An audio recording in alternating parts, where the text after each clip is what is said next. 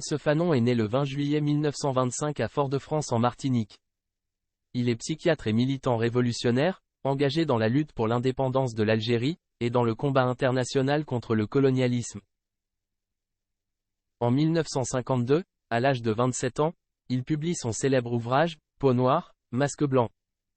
Dans ce livre, il évoque, dans des termes saisissants, les souffrances qu'il avait endurées lorsqu'il était arrivé en France métropolitaine, pour faire ses études de médecine.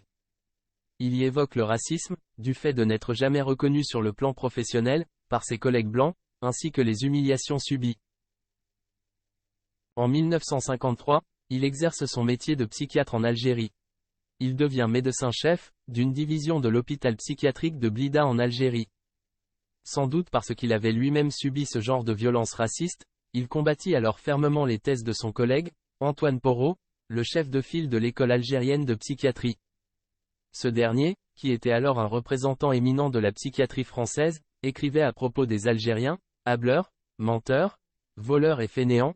Le Nord-Africain musulman se définit comme un débile hystérique, sujet, de surcroît, à des impulsions homicides imprévisibles.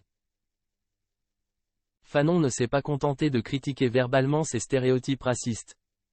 Il innova dans sa pratique médicale en proposant de nouvelles méthodes, comme la sociothérapie, et la psychothérapie institutionnelle, qu'il adapta à la culture des patients musulmans algériens. Il put ainsi montrer que c'est bien plutôt la domination française, qui avait fait de l'homme colonisé un être infantilisé et opprimé. Cette expérience professionnelle permet de comprendre pourquoi, en 1954, dès le début de la guerre d'Algérie, Fanon noua des contacts avec des militants du FLN. 2 ans plus tard, il démissionna de son poste de médecin-chef, ce qui provoqua son expulsion d'Algérie en janvier 1957.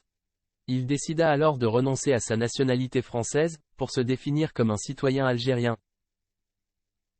Il rejoint le FLN à Tunis, où il collabore à l'organe central de presse du FLN, El Moudjahid.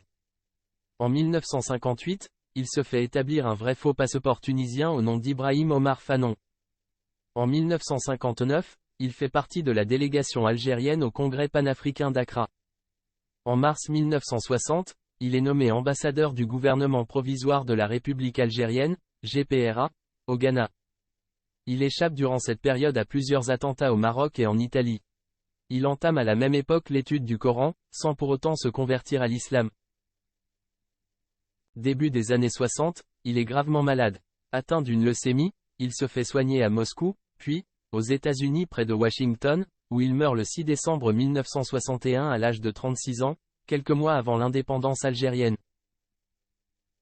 C'est quelques jours avant sa mort en 61, qu'est publié son célèbre ouvrage, Les damnés de la terre, qui a été traduit en 15 langues. Cet essai analytique se penche sur le colonialisme, l'aliénation du colonisé et les guerres de libération. Il étudie le rôle que joue la violence entre colonisateurs et colonisés. Écrit en pleine guerre d'Algérie, interdit à sa sortie en France, ce livre a servi de référence à des mouvements de libération anticoloniale et d'autodétermination. Dans une lettre laissée à ses amis avant de mourir, Fanon demandera à être inhumé en Algérie, ce qui sera fait. En hommage à son travail en psychiatrie et à son soutien à la cause algérienne, 3 hôpitaux en Algérie portent désormais son nom, l'hôpital psychiatrique de Blida, où il a travaillé, un hôpital à Béjaïa et un hôpital à Annaba.